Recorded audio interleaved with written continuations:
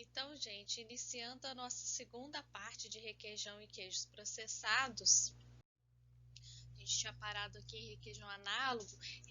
Requeijão análogo ou queijos análogos, gente, são queijos tipo imitação, ou seja, quando a gente substitui a proteína ou a gordura de origem láctea por uma proteína e gordura de origem não láctea. Por exemplo, quando eu substituo a proteína por um amido ou quando eu substituo o creme por gordura vegetal, tá? No requeijão isso acontece muito, mas análogo é um termo acadêmico, tá? É só vocês vão encontrar esse termo em artigos, às vezes livros, tá? Mas na legislação, o requeijão tem outro nome. O produto no mercado, quando usa esses ingredientes, tem outro nome e é sobre isso que a gente vai falar daqui a pouco, tá? Então, a primeira regra é a Instrução Normativa de 22 de 2005, que todo produto que tem gordura vegetal contém gordura vegetal, tá? Mesmo se eu colocar requeijão com gordura vegetal, eu tenho que colocar mais essa formação contém gordura vegetal. Isso aí vocês devem aprender com a Vanessa lá na disciplina de legislação. E antigamente, há uns 15 anos atrás, o pessoal estava fazendo muito requeijão com amido e gordura vegetal e não tinha regra de legislação para registrar esse produto. Então, cada um pediu registro com um nome, tá? Por exemplo, esse aqui, ó, era tradicional cremoso, tá? Não era requeijão, registrou como tradicional cremoso e aqui nos ingredientes vinha aqui, ó, especialidade láctea com requeijão, tá? Porque não tinha um padrão. Isso porque o produto usava aqui, ó, amido modificado. Então, se ele usava amido, é um ingrediente não lácteo, então ele não podia chamar de requeijão. Então, eu ia chamar de quê? Então, ele chamava disso aqui, de especialidade láctea e de tradicional cremoso. Aí tinha várias outras coisas aí no mercado, tá? Aqui, ó, esse aqui, ó, especialidade láctea, tá? Mas, assim, eles usavam muito esse termo especialidade láctea, só que eles falavam que especialidade vem de uma coisa especial e o produto não é especial, pelo contrário, ele não é puro, não é só do leite, ele tem amido, então, deu por isso que confusão, tá? Tinha esses assim que era molho de queijo, que tinha só alguns ingredientes que nem eram. Depois, se alguém quiser, pausa o vídeo aí para ver os ingredientes. Nem proteína do leite tinha, só proteína do soro, tá? Tinha muita coisa aí no mercado. E aí começou a ficar tão ruim que parou de vender requeijão, porque era tanta gordura vegetal e tanto amido que o povo parou de comprar, tá? Aí eles resolveram voltar às tradicionais receitas de requeijão. Então eles colocavam isso aí no rótulo, ó. Tá vendo? Ó, esse produto aqui é de 2006, era da época da confusão, tá? Então até 2005 eles usavam muito amido e gordura vegetal, resolveram voltar para a fórmula original e colocou aqui, ó, original para todo mundo ver que não tinha nada de gordura vegetal, tá? Ou então assim, ó, o legítimo, requeijão de verdade, isso tudo foi proibido, tá? E aí, para regularizar então essa confusão, em 2005 saiu esse ofício circular aí que para regulamentar esses RECs, especialidades lácteo, composto alimentar, tá? E aí para organizar eles resolveram assim, ó, se for usar gordura vegetal, vai ser requeijão com gordura vegetal. Se for usar amido, requeijão com amido. Ou se for usar os dois, requeijão com amido e gordura vegetal, tá bom? Então, foi isso que estava valendo. Aí, olha, um rótulo, requeijão cremoso com gordura vegetal e amido. Era assim que estava valendo.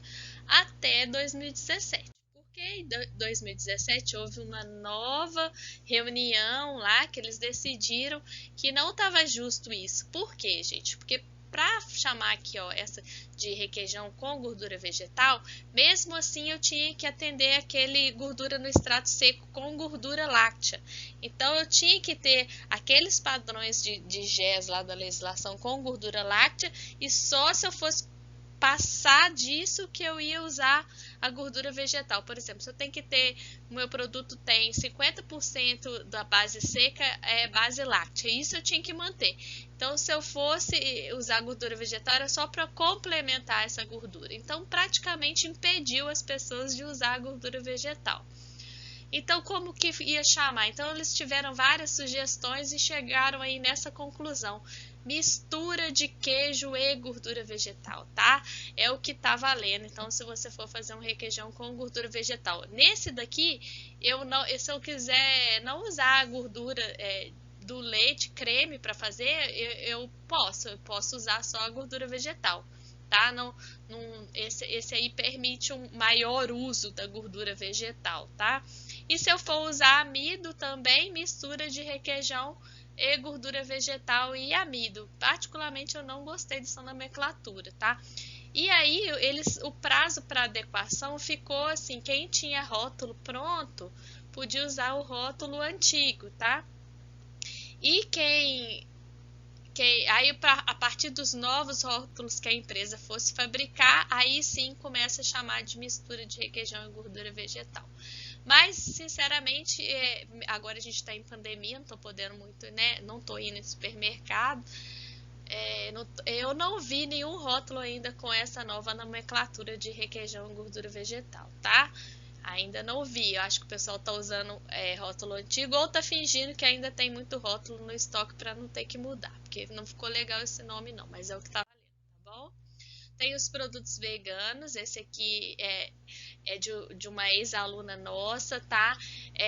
Não é permitido usar a palavra requeijão, porque requeijão é produto de leite, tá? Manteiga também não pode, se não for gordura láctea, mas ela usa requeijão, manteiga, tá? Para os produtos dela, tá, gente? Porque são bem gostosos. Eu já comi a manteiga dela, vegana, tá? É bem gostosinha, porque todos os produtos veganos que eu já tinha provado até hoje eu não tinha gostado de nada. Mas aí tem essa briga, porque eles querem usar os nomes dos produtos lácteos, inclusive leite, né? Leite vegetal, não existe isso, né?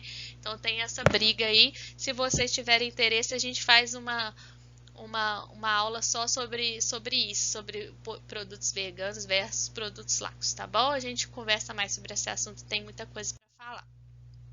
Então, o requeijão é um produto que é muito utilizado, né, como ingrediente, principalmente culinário, então por isso que ele é muito consumido. Então, para ele ser culinário, ou seja, para usar na cozinha como ingrediente, ele tem que ter algumas características específicas, tá? Não deve desmanchar ou escorrer, deve ter derretimento satisfatório e deve possuir elasticidade que permita sua moldagem. O que é isso, gente? Quem aí já comeu uma coxinha bem quente e na hora que mordeu o requeijão escorreu e queimou a boca? Pois é, não era para ser assim, né? Tem que ser feito um requeijão próprio para ele derreter dentro da coxinha e não queimar a sua boca, tá? Não escorrer. Ou na pizza, ele não pode escorrer todo da pizza, né? Ir para a bandeja, para assadeira. E ele também não pode ficar uma bola lá em cima da pizza e não derreter. Ele tem que derreter, então, médio, nem muito nem pouco, tá?